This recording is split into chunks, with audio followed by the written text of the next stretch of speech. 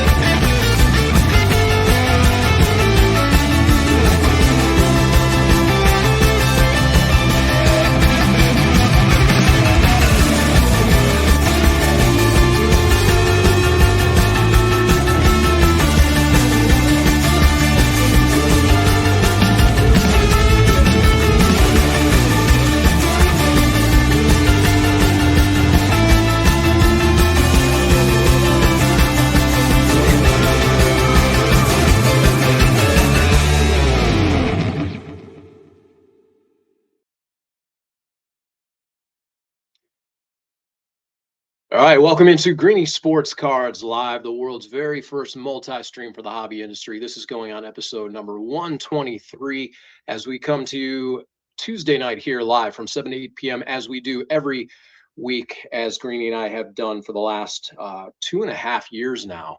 And we've welcomed a number of athletes and influencers and card show producers and coaches and personalities and collectors. And we'll continue to do that tonight, as well as bring you two very, very big announcements a little bit later here on the show when we bring Greeny in. And very excited to share that news with you. One of those has been kept under wraps for a little bit now, and we'll go ahead and share that and get to all of the other hobby news that's fit to print for the week. And that'll be coming up here. We'll give you a little breakdown on how this show works tonight. We'll get into some quick hobby hits, give you the news around the hobby industry.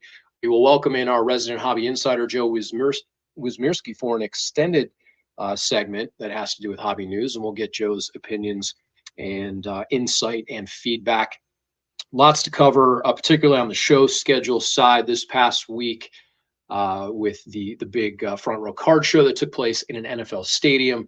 The Columbus Card Fest took place down in Columbus. What a big show that was for a first-year launch. Greeny and I will get into that.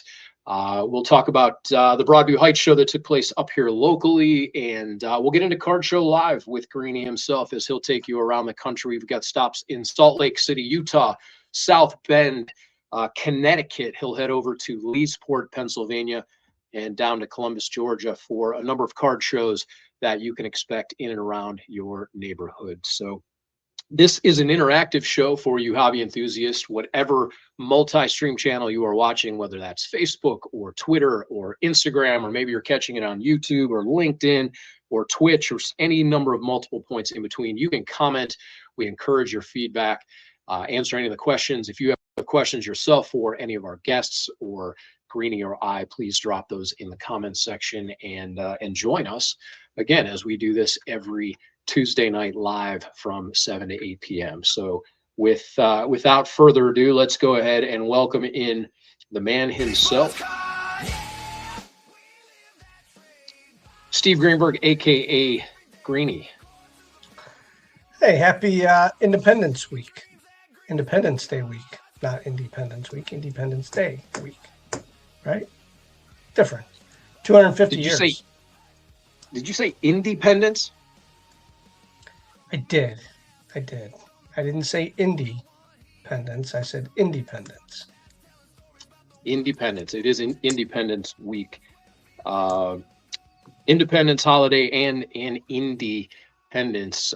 Greeny, since you sort of broke the news there, why don't we get into it right away? We promised two big announcements tonight, one of which we will get into right now. And since it is Independence Week, let's go ahead and share that. Yeah, we did break this a little bit towards the end of last week, but if you hadn't heard the news, we are taking our card show brand to Indianapolis, to the convention center, Father's Day weekend, June of next year, 18th through the 20th, 2027. It was an opportunity that was presented to us, and it was something that we decided we wanted to take advantage of. So June 18th through the 20th, we are going to be in Indianapolis, Indiana, for another Greeny card show extravaganza. And I can't wait to actually start getting into the guts of it and putting this thing together, because this one is going to be something special. Yeah, very exciting. That radius continues to expand, Greeny. You've got shows, certainly, obviously, in Northeast Ohio here, the Great Lakes Collectors Convention that continues to expand this year in partnership with the Strongsville Sports Collectors Convention that took place back in April. You went down to Columbus earlier this year for the Ohio State Card Show. You've got the Charleston, West Virginia shows at the convention center there. And then now over to the Indiana Convention Center and Lucas Oil Stadium. Yeah, it's continuing to grow.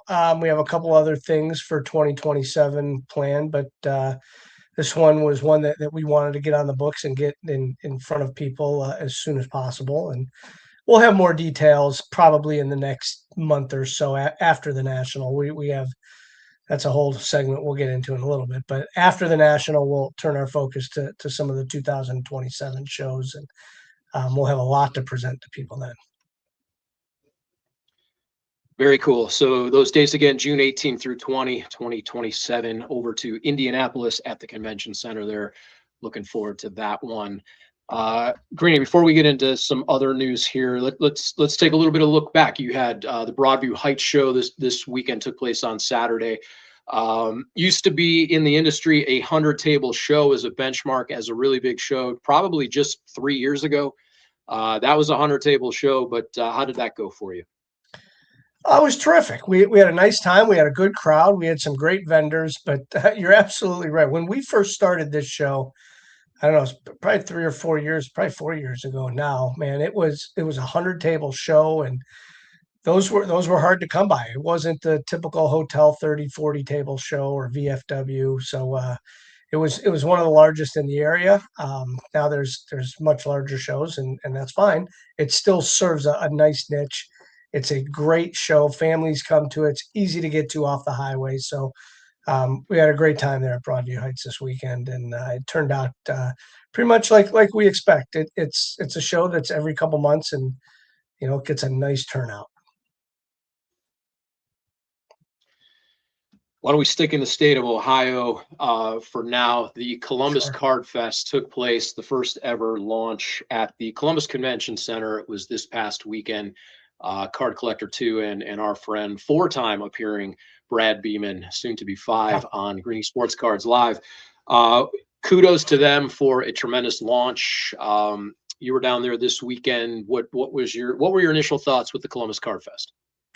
Yeah, I mean, they did a terrific job. It was very well put together. The presentation was terrific. And Brad is great at that, and he's been doing that for years with his brand, the B Sports and Shipshewana and Grove City. But they brought a nice event to downtown, the Columbus Convention Center. They had a nice turnout of vendors too, upwards of 600 and some tables they announced. And so the presentation again was really cool. You felt the vibe when you walked in. It didn't feel really like a convention center, and maybe because, Jeremy, we might have had the best parking spot in all of Columbus for that show. That was pretty remarkable for getting a spot right across the street. Our thanks to the dude from Hobby, Ohio, who had the insight on right place, right time, getting the right parking space. So he navigated us that downtown. Sure. So Greeny, I commented maybe in the last week or so along these lines. The card shows, and in no small part to you and your efforts and the producers across the country, which there are a number of remarkable producers in this space, both down south, out west, all across the country.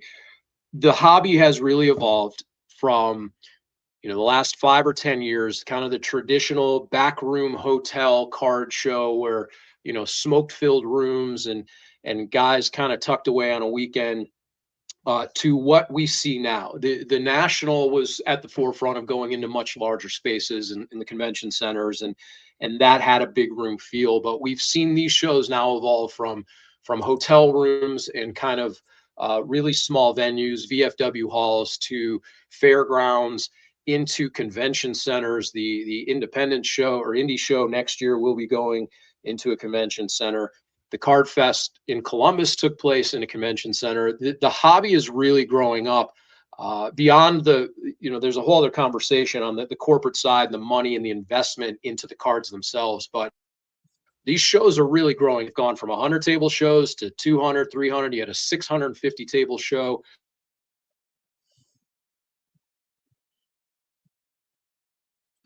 Yeah, there's 1,000 table shows, in several different places across the country, including Nashville, the one in Marlborough, Massachusetts this week. I know Denver had a huge show. So yeah, the amount of tables, I think we counted last weekend. I mean, there was 3,000 plus tables at just a few shows. So yeah, it's remarkable the growth of the industry. The show part, has been one of the largest. And we could talk about the online sales, but the in-person shows have just boomed over the last 3 or 4 years. And I mean, it's been terrific, and we enjoy being a part of it.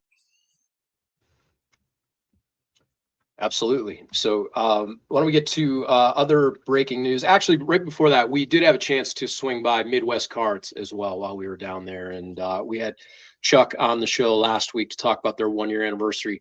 That is an awesome shop down there, Greeny. No question.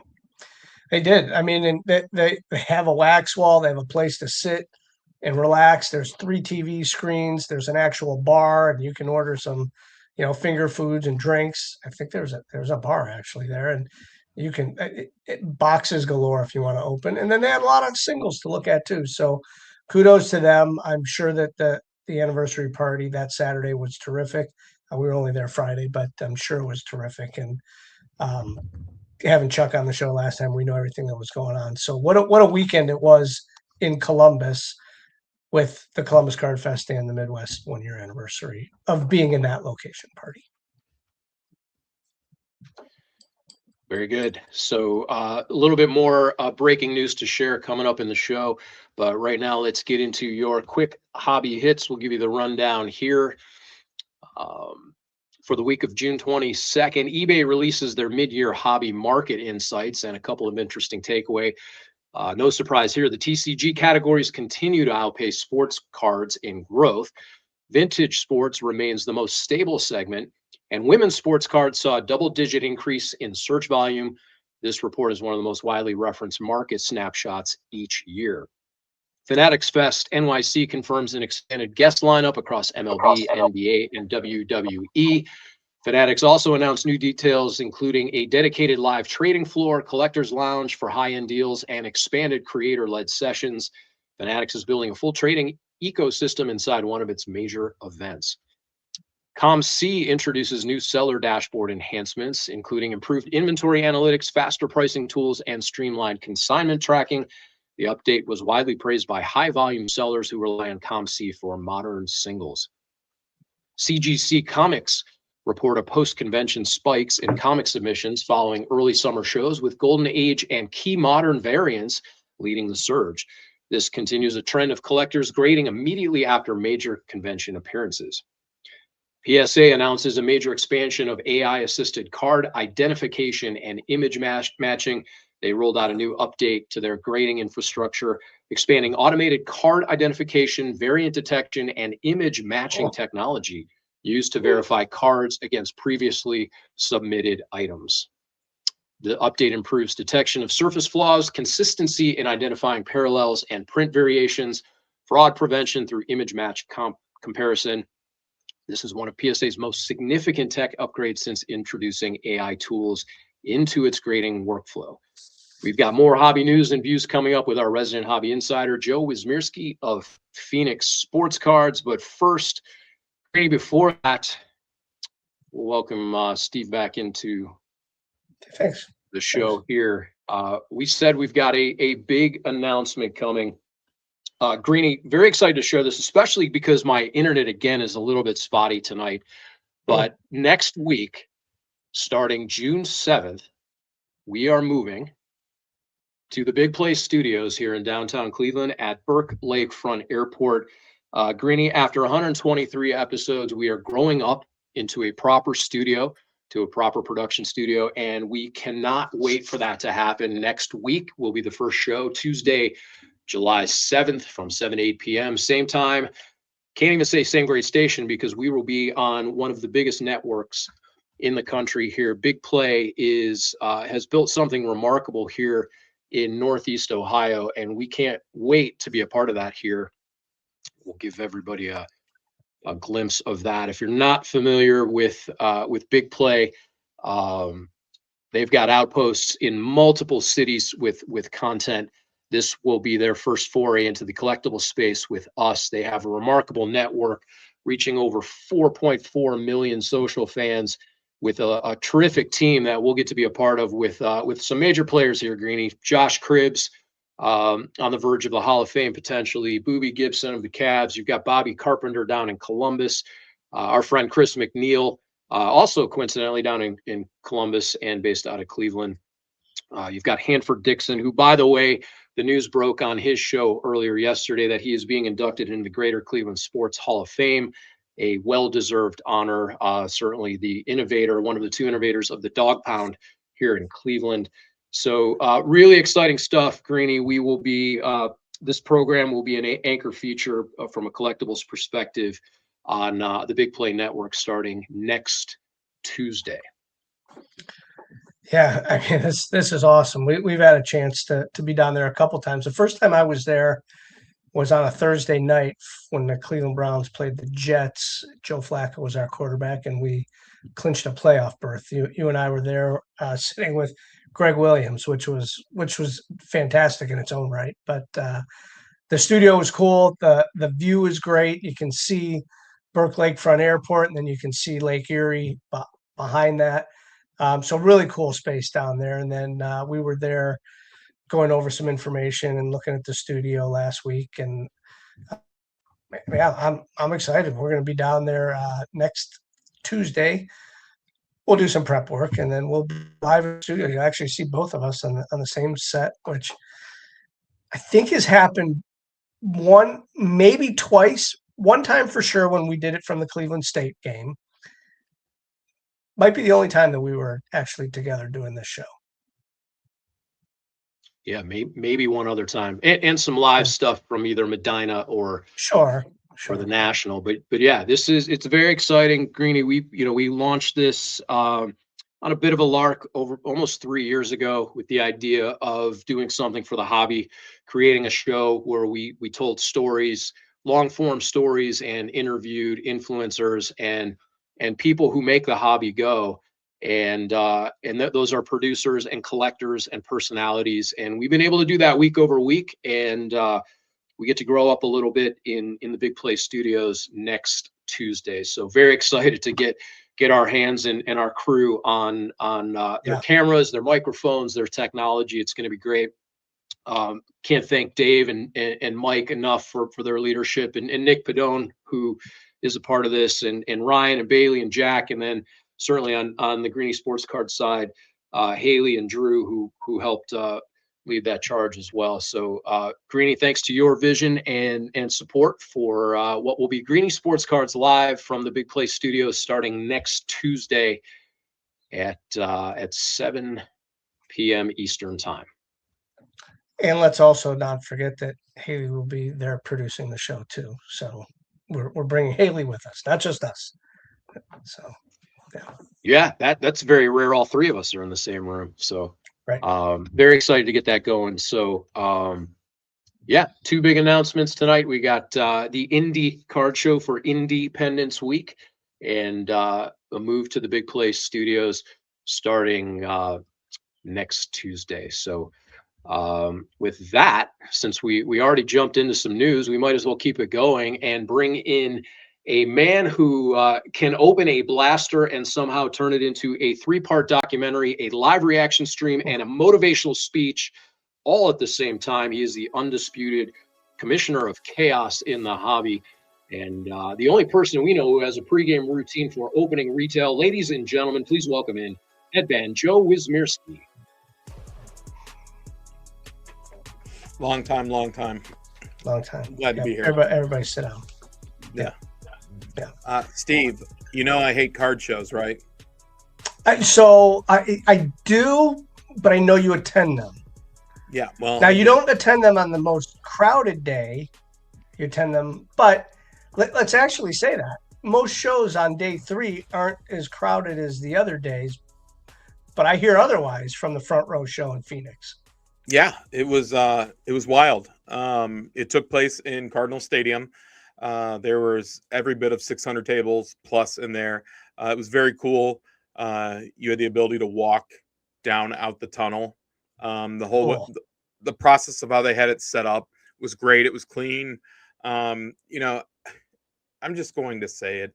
To hear over and over again about everyone crying and complaining about front row shows being so much Pokemon or TCG, dude, there was a good blend. It was a great blend. I'm not going to give you a 60-40 or 50-50. I don't know. But it met the needs of every type of collector in there. So it was great. The only thing that was missing was it didn't have any autographers or anyone to get autographs. But if that's what you were going for, that would be the only thing you missed out on. It was a great show. There was a ton of money in that room too. It was crazy, Steve. That's what I heard. And like even our friend Jay, who does mostly vintage, said he did terrific, and he was probably in the back part of the room. Yeah, I mean, but super accessible down the main row. Right. He didn't pull the trigger on a card I showed him. Had a Yogi Berra 4.5 rookie. Jay's not a graded guy. He likes them raw. Yeah, well, that's gross. But I want my vintage to be cleaned up too. So yeah. But it was and Steve, you had Alex in Columbus, Mary Gamble was here in Phoenix. Sasquatch was there. Sasquatch was there. Ryan was there. Stock and trade guy was there. Who? The stock and trade guy. You have to look him up. Yeah, cool. Yeah, he was there. Yeah. A lot of people were there, and they were using this as a launching pad for shows that are coming up in the month of July, because we know that's just going to be a crazy packed. So people were buying. We saw people buying case hits at 90 to 95%, and then everything else at 85%, which was wild. It is wild. Chris Kobo Cards was there. Chris was there. That's right. He was buying and educating customers as well. Had a couple of customers that came up, and their stuff, they were ready to send it to PSA, $80 a card. Now they might have landed at 4s and 5s for some base cards, but they were ready to go. So, he had to use that educational piece. So that was great. But Steve, it was now this doesn't shock you that I came in with the VIPs, but when I walked in, there was a lot of room. There was a ton of people in the room. It wasn't like body to body. I heard the Saturday that people were like 5 and 6 people deep to get up to a table to even look. I don't really feel like that was the case. There were big vendors there. There were independent and small. There were people who just did it as a one-time weekend, and it was great. Did it feel roomy? Did it feel like, it's hot in Arizona? I mean, was it comfortable in there? I know it was inside, but like the dome, it was comfortable, pleasant. It was super comfortable, super pleasant. It's the second show that's been in an athletic stadium this year. I know the first one, there were some issues about the second floor and the lighting. With the stadium having the sun go right through the top there, it made it very easy to look at cards. It wasn't dark. It wasn't muggy. And there was definitely room in the stadium for the show to grow probably another 200 tables, honestly. Well, and I hear that could happen. They're going to be back there December 12th and 13th. I hope I didn't break the news. It wasn't supposed to be told, but No, there you have it. Did you know that? Is that common knowledge? yeah, I knew that they were coming back in December for sure. Okay. They're coming back. The Cardinals are on a bye week, so they're going to be using the stadium. Which, I mean, right before the holidays too, right after Thanksgiving. I might make a trip. Yeah. Well, Steve, love to have you, as you know. Please. As you know. Yeah. But it was great. Honestly, Steve, the amount of stuff that was there, I saw a lot of credentials, graded credentials cards. A lot of those were out. 90s inserts you're talking. I am. There were some other people know. Correct. There were some big boy cards. Yeah, Mary talking right there. I even had to, kind of coach her on a couple of cards to I said, "Hey, you go to Bleecker Trading all the time. Go to a trade night. These are great Yankee." There it is, that Yankees card right there. Our buddy James sold that card. This is a great variation. You could sell it. So I heard you were wearing a greenie shirt, by the way. Steve, I was wearing my greenie shirt. I had my red and black greenie shirt on. Appreciate that. Just the overall mood in the stadium too. It was great. Like, there was plenty of room. People weren't on top of each other, and the staff on the outside did a great job too to make you feel safe. You went through the stadium metal detectors. It was that company Safe, SAFE, that made sure everyone was protected, but made sure that people weren't just hanging out in the sun. I know Army ATC showed down in Columbus, like that VIP line was days to get in there. So the hobby's definitely not dying or oversaturated. If there were this many shows going on around the country right now and people being very successful on the buying, selling, and trading, that's huge. The biggest thing I can tell you, my biggest actual takeaway from the show though, Steve, is if we're going to draw a line between collectors and dealers and sellers and whatever Chris Sewell says, collector, dealer, investor, right? The Pokemon stuff and the TCG, those individuals were more apt to trade than to sell their stuff, which is interesting. It showed them as true collectors. Like they were interested in the money side of it.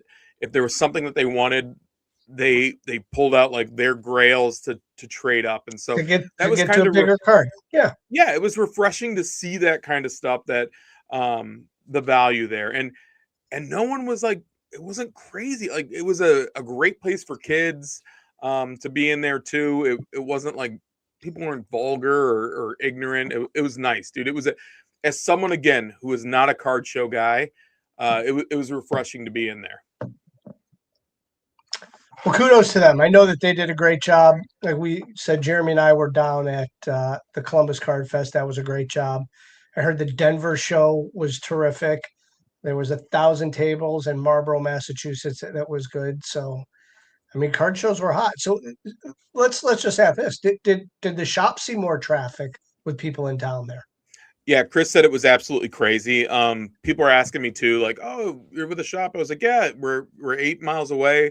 There was no shortage, but honestly, Steve, where we're at right now, people typically say, "Well, summer in Arizona, a lot of people leave." It's been busy the whole time. Like the industry's just going like to. And I know you're down in Columbus, right? You're down at the Card Fest. Was it one of those situations where you had to be all business and sit with your legs crossed, or could you uncross your legs and kind of relax there in Columbus? Well, because we were just there to hang out, so it was they were very uncrossed. I actually walked the aisles without my cane or my vest. I did an okay job for the most part. But it was nice to walk around. We ran into Jacob from the Lubbock Card Show, who we had on, a couple months ago, and so that was pretty cool to meet him in person. We had a few people ask about the Indie Card Show that we had posted about. So, and then just being able to just walk around the show with no responsibilities and just chat. And I bought some cards while we were there, of course, and Jeremy and I got to have a nice conversation with Boom Boom Mancini, if you remember that name, boxer. And yeah, we had a nice time just taking in the event as it was. We got to talk to Brad, walk around a little bit with him, so nice time. Nice. Now, I do want to ask you this, Steve. This has come up probably like 5 or 6 times in the last 3 days at the shop here. Are you familiar with golden grading? I'm not. Okay. So golden grading, you can go to their website. I've had multiple people. They're advertising raw grading, right? They're doing raw reviews. I believe it's like $3 to $5, and then they charge you shipping per card. But then they also have slabs. But people are really getting to the point where slabs your card has to be in a slab, right?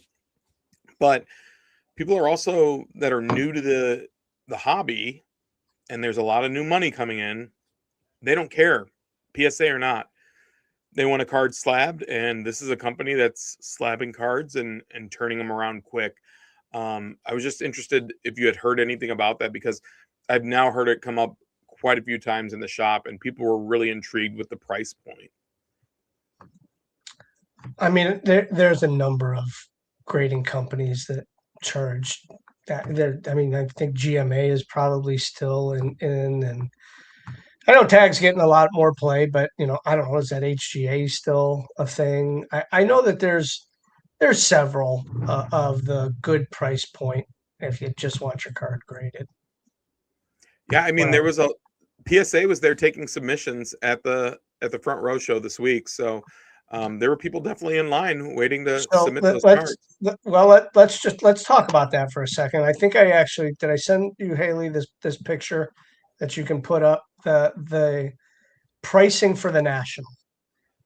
PSA grading for the National, $229 to get a card graded while you're there, and then all these other different tiers. So, and I'm going to tell you what, you know where our booth is. We are, I don't know, 50 yards from the PSA booth, 75 Correct. yards maybe, little pitching wedge. Their lines will be packed. Yeah, they will. People will be packed Steve, there. That 229, that's like we're going to do our best to get it back to you by Sunday, right? Well, and that could be the other thing. I mean, maybe by Thursday at noon, they're done taking submissions because they got that many. I don't know. At 229, I can't imagine they'll be closed that early. But you could pay the $6.99, or look at these numbers, and that's the thing. They can charge these numbers because people will pay it. Yeah, absolutely. And they continue to pay at $80 a card right now prior to any shipping costs. So listen, yeah, I mean, I'm not sending $100 card there, but if I have a $500, $1,000 card, I'll pay the $80. Well, here, that's a great question. So, Steve, a card came in today, a Mizorowski First Bowman Refractor, right? Those are right now anywhere between $70 and $100 raw. Okay. As a 10, they're over $1,000. Well, are they over $1,000 because at the price point, people aren't grading that card, so there's not many 10s? I don't know the answer to what their pop report is. If it was $25 to grade that card, there'd be more 10s and they would be in less demand. But Steve, it's a 2022 card. It's been there for a while. I mean, the Mizorowski he hasn't been there. Well, he's been there since last year. Last year is when he really popped off. Like, people could have been grading in the off season too. This refractor, Steve, and I went back and looked, you could get it for $20 2 months ago. Ungraded. Sure. Well, when you throw 108 miles 84 times in a game, that changes things. Yeah, well, I've done that, so left-handed. I was playing a video game, but I've done it. Create a player. Hey, Joe, Greeny mentioned the National booth adjacent to PSA. That's over there at 1338 in the Donald E. Stevens Convention Center. So yeah, we'll have more coming up on the National here in a little bit. But if you're heading out to Chicago, make sure you swing by booth 1338 and say hi to the Greeny crew. Hey, Joe, I wanted to ask you, because Jeremy didn't have a question of the day, or do you have a question of the day? I do. Okay. Joe can certainly answer this. It's geared towards our audience, given that we are moving over to the Big Place studio. Just throwing it out there. What content or features would you want to see in a hobby broadcast? Particularly because we're going to have the opportunity to expand on that now.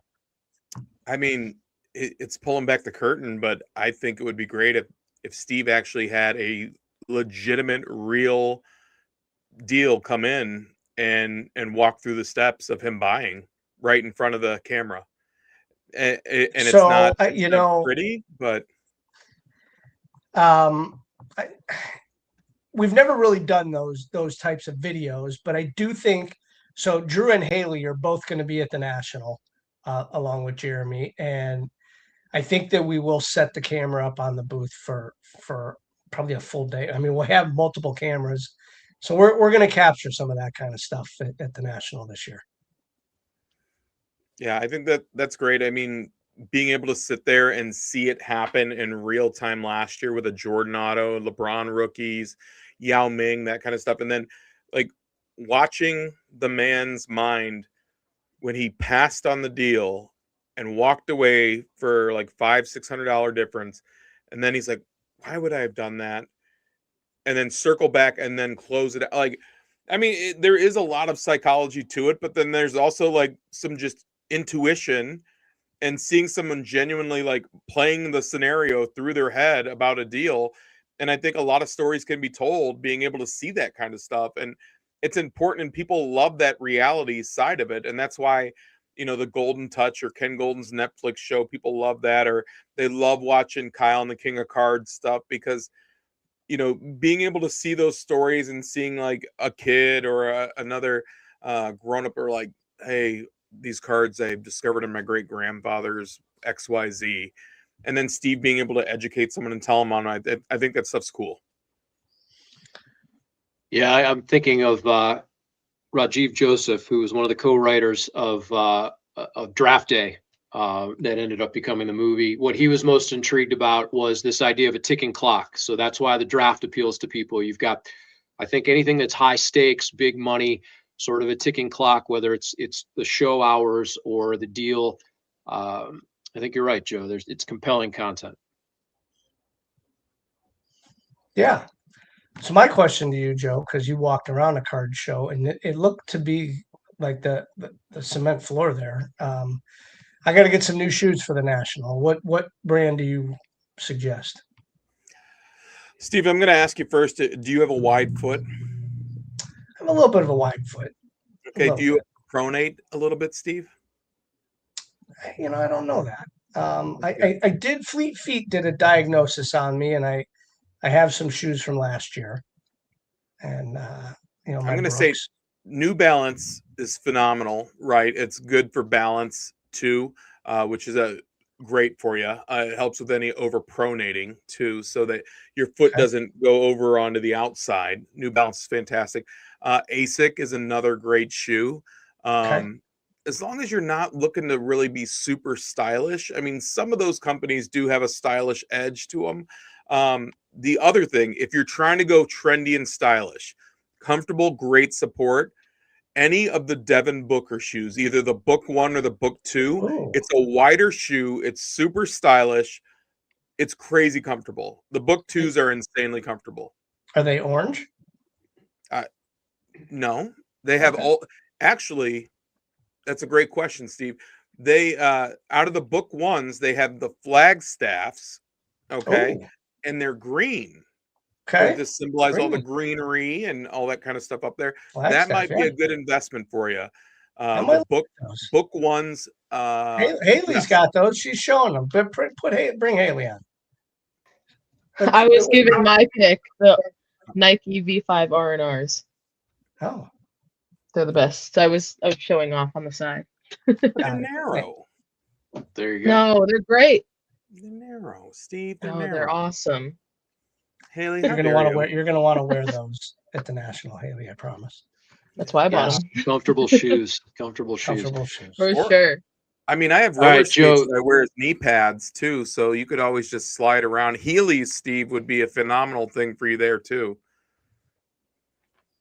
We're going to do a whole That'll work. show on comfortable shoes here. So, Joe, let everybody know where they can find you both in person and online. Yeah, you can Thanks, find Darren. me at Phoenix Sports Cards on 59th and Thunderbird in Glendale, Arizona. Fantastic shop. We're always buying and selling singles. And, you know, if you have any wax too, or at PHX Sports Cards on Instagram, stop by and say hi. Fantastic stuff as always. The shop is terrific. You do a great job there. And when I get back in town, I can't wait to come there. Steve, sit back, relax, keep those legs uncrossed, and I look forward to seeing you guys from the studio next week. We'll All bring right, you Joe. in. Thank you. Thanks, Joe.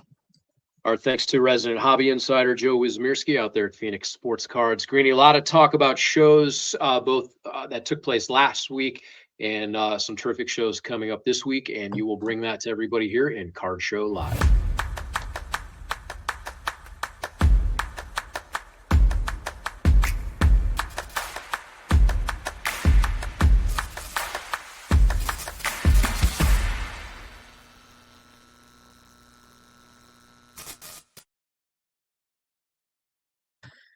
Welcome on into this Independence Day week card show, July 4th weekends, and there's still plenty of shows to be had. And we just went over how much the front row show had in Phoenix, and Dan and his wife do a terrific job, and they're on the move again, this time to Salt Lake City, the Hyatt Regency, 250 tables, the front row card show in Salt Lake City, Utah, where you can find a ton of stuff there, cards, comics, collectibles, and all sorts. If you follow the front row show, you know what they're about, and it's going to be a terrific show. Salt Lake City and Utah. From there, one of our favorite little shows, the South Bend Card Show. Haley and Ben at HP Cards put this show on, the American Legion. I've been there. It's a small show, but it is really cool. They have vendors that come from around the area, and it is not just Notre Dame cards. They have all sorts of things there. So you're going to want to check that out. The South Bend Card Show at the American Legion. That is 2 days, July 4th and 5th. From there, Ideal Cards and Collectibles Show. Our friend Alex Langlis in Enfield, Connecticut has been running this show for a while. Ideal Cards and Collectibles. This is just a July 4th show, 80 tables. And I can tell you from personal experience, if you've never met Alex, he is a guy you want to meet. One of the nicest guys you could possibly meet in this industry. So Ideal Cards and Collectibles Show this Saturday, July the 4th in Enfield, Connecticut. And then from there, we're going to Leesport, Pennsylvania for this kind of unique show, the Leesport Farmers Market Card Show, which happens once a year. They've been doing it for 5 years in conjunction with an outdoor flea market. It's 40 tables. Like I said, it's been going on 5 years. So Leesport Farmers Market Card Show. If you're anywhere near Leesport, Pennsylvania, that's one you might want to check out. And then from there, we're going to go down to Richmond, Kentucky for a card show, July 4th, 100 tables. EKU, the Perkins Building. They said this show has also been going on for a while. Richmond, Kentucky, free admission at the EKU, which is Eastern Kentucky University, for those keeping track. The Perkins Building, 100 tables, Richmond, Kentucky. And I'm sure there's other shows around the country. If you can find them, go support them. If you don't find a show in your area, check out a card shop and have a great Independence Day weekend. And that is Card Show Live.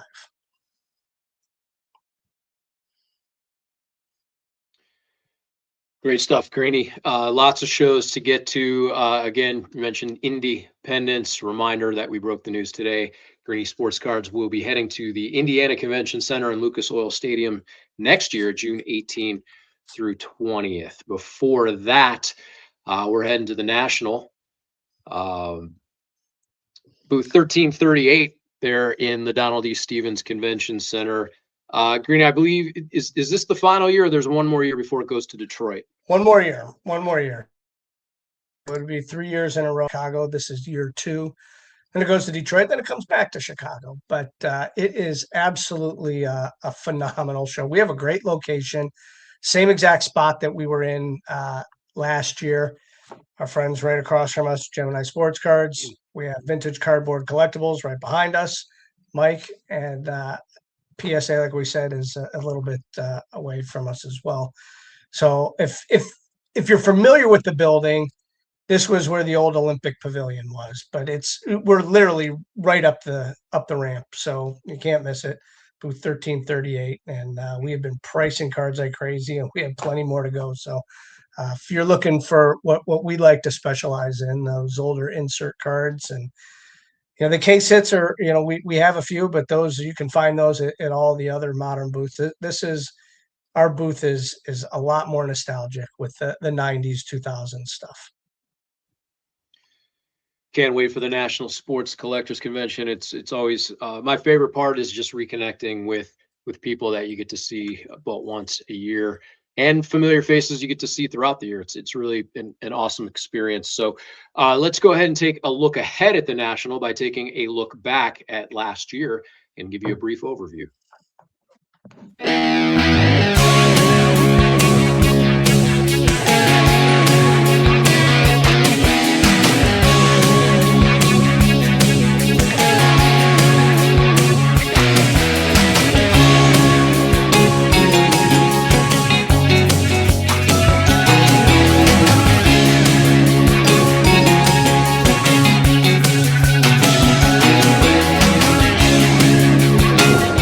I have a ball from Tom Brady's first ever NFL game.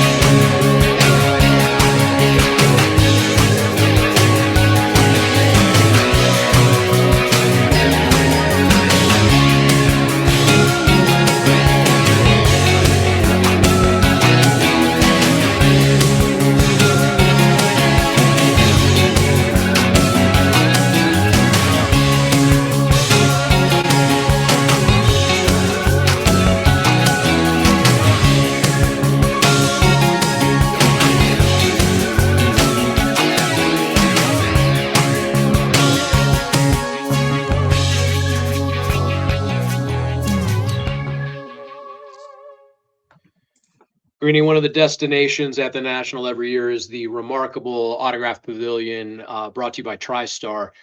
Just over 100 athletes and celebrities, probably closer to 150 this year by the time it's all said and done. Let's take a look back at some of the celebrities that appeared at the National Sports Collectors Convention last year.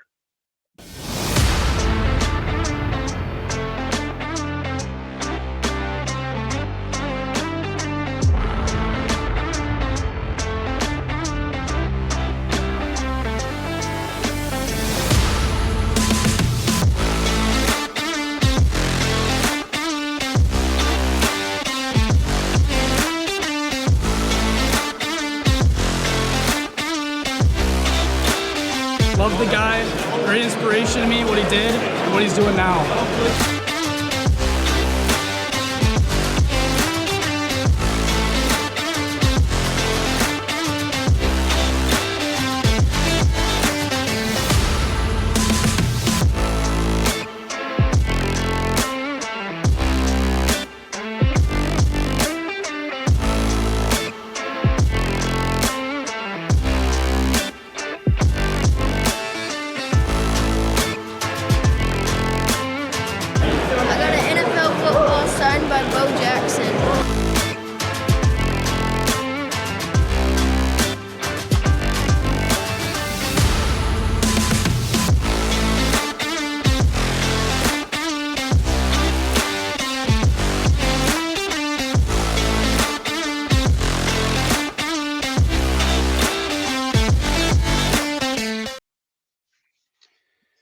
Big show, Lots of celebrity and no shortage of products. Let's take a look at some of the products that we even saw on the first day last year.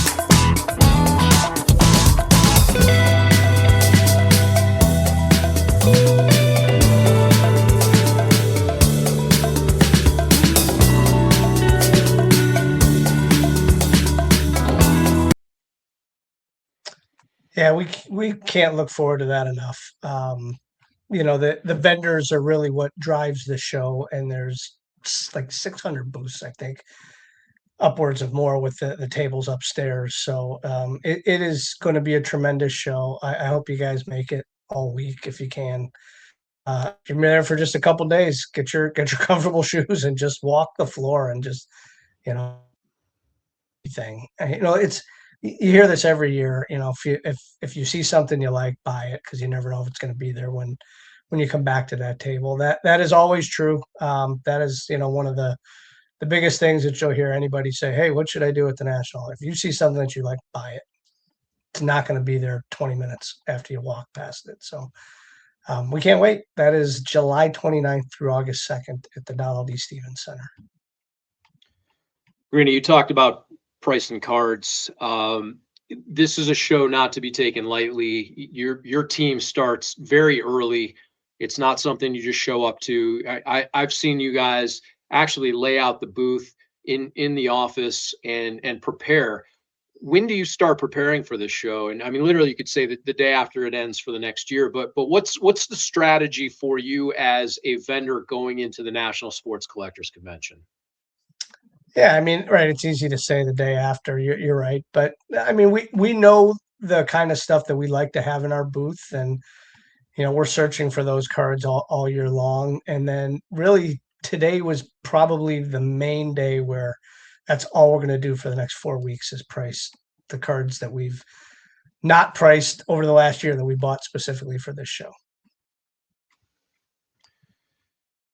Very cool. And then when you're at the show yourself, I know it's kind of a whirlwind, a little bit of a blur.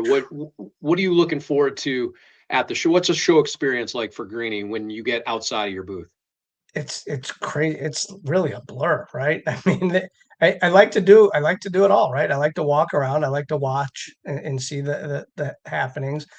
I like to see people that I haven't seen since last year. I like to take in the memorabilia that I don't, we do cards. Memorabilia is not our thing, but I like to walk around and see the really cool memorabilia, the game used jerseys and bats, the things that you don't get to see all the time. And then the you never know what's going to happen, right? Like you what is it? The beginning of Pawn Stars, you never know what's going to walk into the shop. You never know what's going to walk into your booth at the show. So that is one of the most fun things. Very cool. Can't wait. Those dates again coming up for the National? July 29th through August 2nd. And I think VIP starts a little bit earlier. I think you can get in at, I want to say 2 o'clock. I know they announced the time. So you have to go to the NSCC website. But we'll have all that stuff next week on our premiere show at the Big Play Studios, where I can actually give away, one of the main guests, Jeremy, that's going to be on with us, Josh Panko, the CEO of Leaf. He'll be on with us about what they're doing for the National, amongst other things that Leaf does that we truly admire. Their cards are wonderful. They make some of the best cards out there. But we're going to have Josh on next week as one of our featured guests in the Big Play Studio.